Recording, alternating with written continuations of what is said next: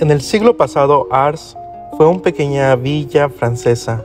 Fue por muchos años el hogar de la vida religiosa de todo el país. Entre el año del 1818 y el 1859, su nombre estuvo en los labios de miles de personas, y tan grande era la afluencia de peregrinos que la compañía de trenes que servía el distrito tuvo que abrir una oficina especial en la ciudad de Lyons para poder lidiar con el tráfico entre esta gran ciudad y el pequeño pueblo de Ars. ¿El causante de todo esto? Un sencillo y sin embargo incomparable sacerdote, de que hablaremos brevemente en esta historia, San Juan Bautista María Vianney. Bienvenidos a este canal de YouTube donde juntos navegaremos los bellos misterios de Dios que nos enseña la Iglesia Católica.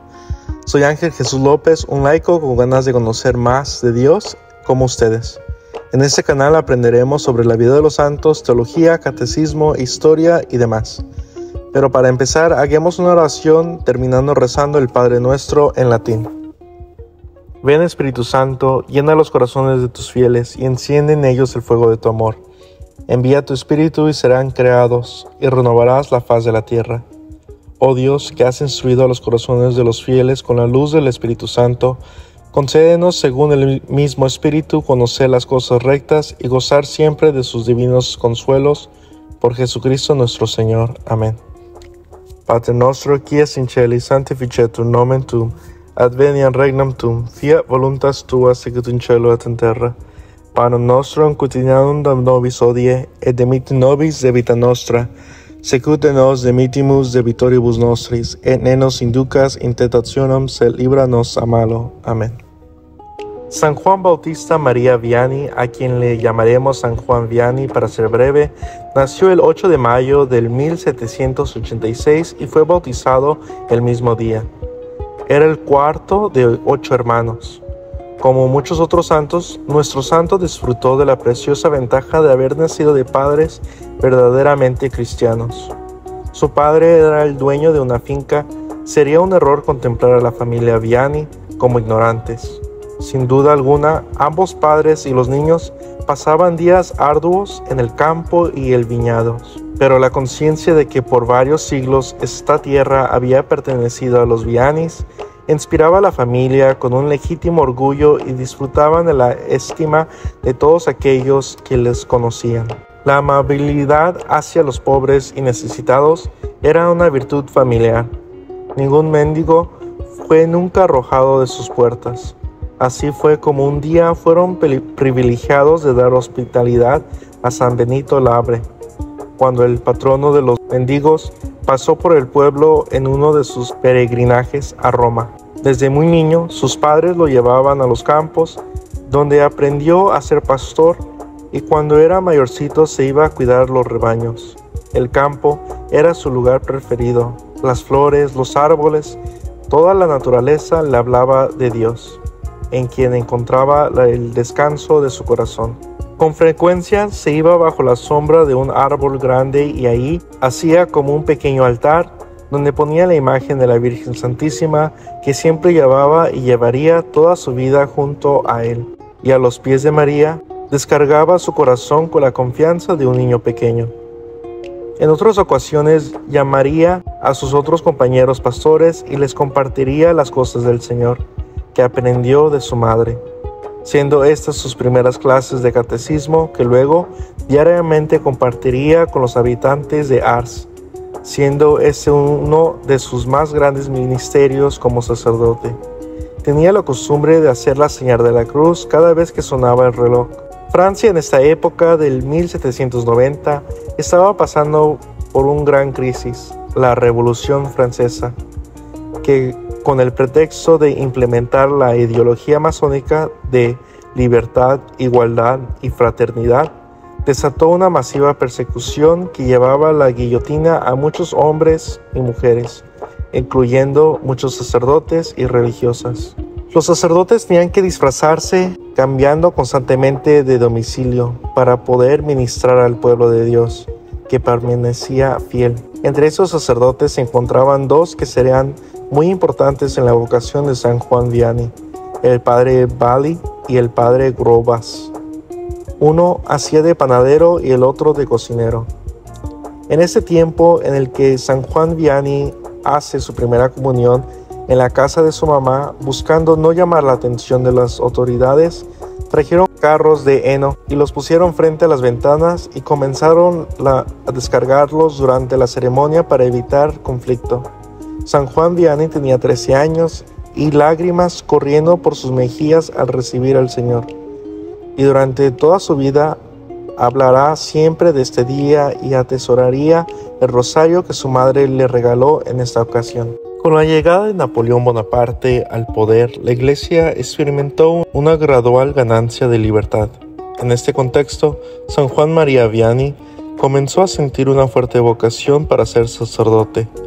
Aunque asistió brevemente a la escuela de su pueblo, su trabajo en los campos ocupaba la mayor parte de su tiempo. Sin embargo, su deseo persistente de servir como sacerdote se arraigó en su mente y corazón. Su madre lo apoyaba por completo. El arzobispo de León, pariente de Napoleón, impulsaba la búsqueda de jóvenes con vocación sacerdotal. Su padre duró 2 años de resistencia, hasta que finalmente obtuvo permiso para unirse a una pequeña escuela dirigida por el padre Bali. Enfrentando dificultades con el estudio, San Juan Vianney consideró regresar a casa, ya que se estaba desanimando al no poder retener en su memoria las materias. Pero el padre Bali intervino y le envió a un peregrinaje al santuario de San Francisco Regis, lo que cambió su perspectiva. A pesar de los desafíos y la persecución de su torpeza, San Juan Vianney perseveró, mostrando un agudo juicio aunque una memoria pésima. El peregrinaje renovó su determinación, permitiéndole superar el desaliento y continuar con sus estudios con renovada esperanza. Napoleón tenía un apetito incontenible por el poder, y su conquista de Europa resultó en la muerte de muchos. Debido a la escasez de soldados, en el año 1806, la clase de San Juan Vianney fue llamada al ejército. Había una excepción para aquellos que fueran seminaristas. A pesar de ser seminarista, él también fue requerido en el otoño de 1809. Su nombre no estaba en la lista oficial debido a un error y fue enviado a España. Aunque sus padres intentaron encontrar un reemplazo, ninguno se presentó. En octubre de 1810, enfermo y desolado, Vianney rezaba en un cobertizo cuando un extraño se le acercó. El extraño lo ayudó, cargó su bolsa pesada y lo guió a un lugar donde se recuperó. Sin culpa propia, San Juan Vianney se convirtió en desertor. Buscó refugio en la casa de su prima y adoptó el nombre de Jerome Vicente, donde abrió una escuela. Después, un decreto imperial perdonó a los desertores de entre el año 1806 y 1810. La divina providencia y la Virgen lo habían salvado. San Juan Vianney podía regresar a casa y terminar sus estudios. Su madre murió poco después. En el año 1811 recibió la tonsura y fue enviado al seminario menor de Verrières por el padre Bali. En octubre de 1813 ingresó en el seminario mayor de Lyon. Debido a su escaso dominio del latín, no podía entender a los profesores ni responder preguntas. Al final del primer término se le pidió que se fuera, lo que lo dejó devastado. Consideró unirse a congregaciones religiosas, pero el padre Bali intervino nuevamente brindándole estudios privados. Aprobó un examen privado en la rectoría y sus cualidades morales superaron sus deficiencias académicas.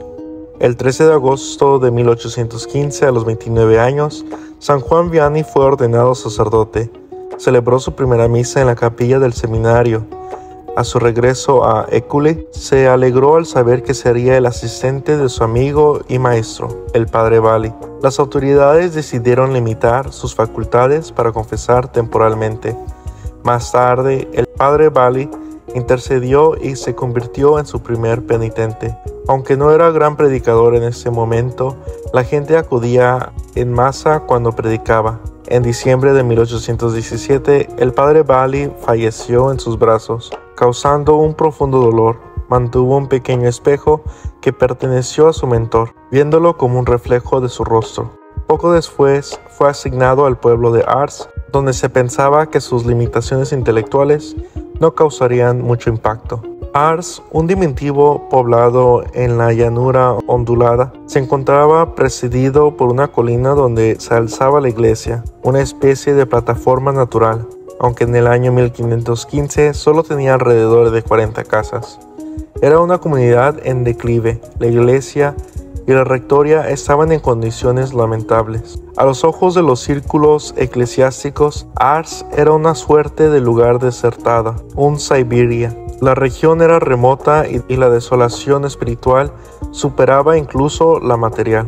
En febrero de 1818, San Juan Vianney recibió la notificación oficial de su traslado a Ars. El vicario general le dijo: «No hay mucho amor en esta parroquia, tú la infundirás un poco».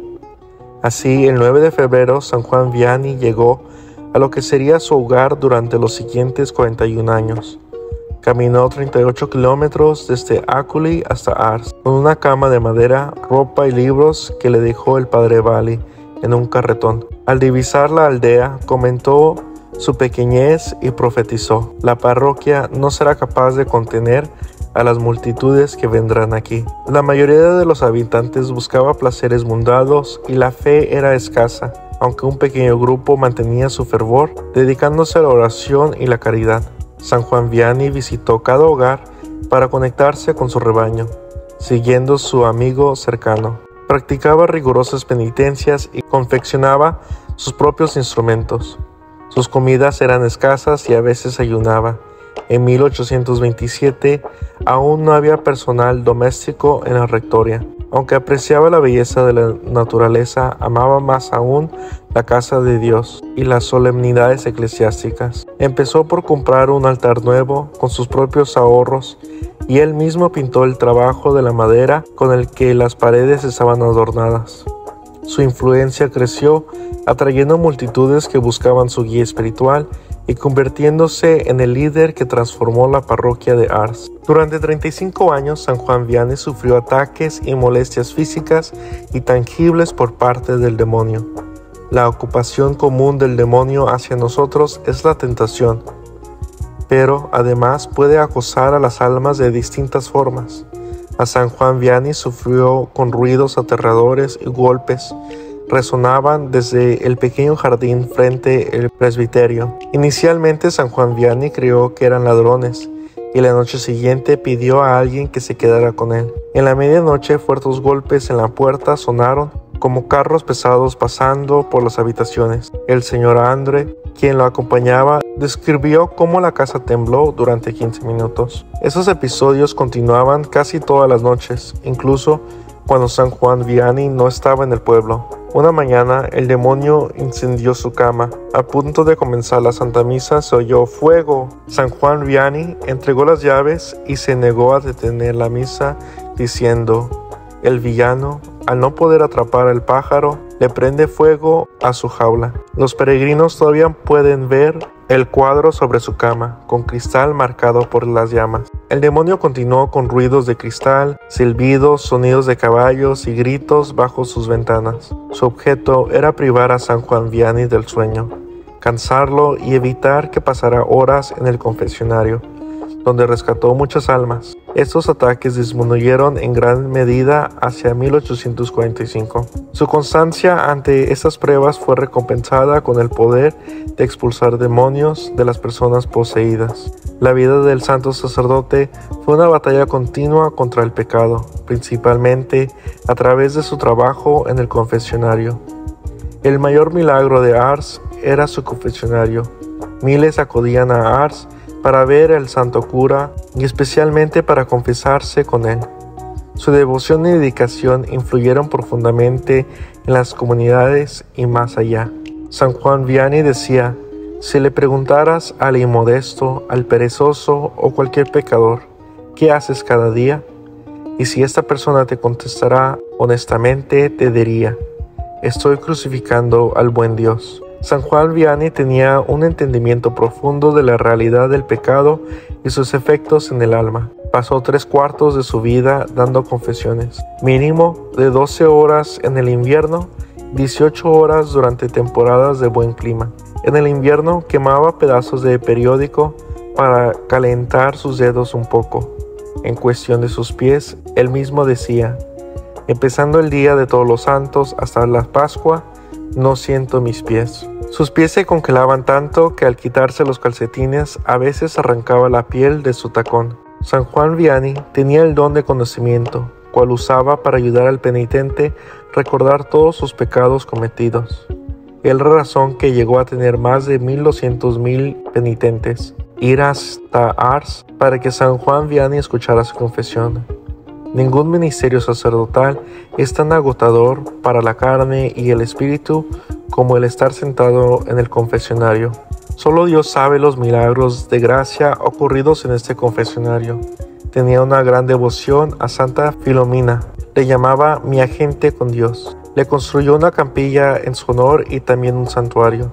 En una ocasión cayó tan enfermo que parecía ser su final y prometió a la santa ofrecer 100 misas en su honor en su santuario. Cuando la primera misa estaba siendo ofrecida, entró en éxtasis, durante la cual se le escuchaba murmurar Filomena repetidas veces. Cuando salió de su éxtasis, exclamó: estoy sano, y le atribuyó su sanación a Santa Filomena. Pasaron 41 años desde el día que San Juan Vianney llegó a Ars. Años de actividad incesante. En el año 1858 dijo: nos vamos, debemos morir muy pronto. Sabía que su fin estaba cerca.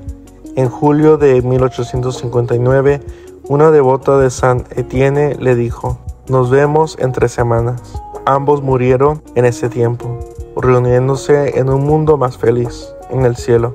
En su última misa, con lágrimas, dijo: qué triste es recibir la comunión por última vez. A lo poco falleció. Su cuerpo permanece incorrupto en la iglesia de Ars. El 8 de enero del año 1905, el Papa San Pío X lo beatificó. El 31 de mayo de 1925, el Papa Pío XI lo declaró santo. Estoy muy emocionado de estar en este viaje contigo, explorando las increíbles vidas de los santos, aprendiendo los misterios de la teología católica y sumergiéndonos en el mundo de la apologética.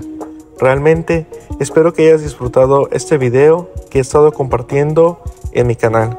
Suscríbete, toca la campana de notificación para que no te pierdas de nada y sigamos explorando la increíble riqueza de la Iglesia Católica. Gracias por ser parte de esta comunidad y no puedo esperar por verte en el próximo video.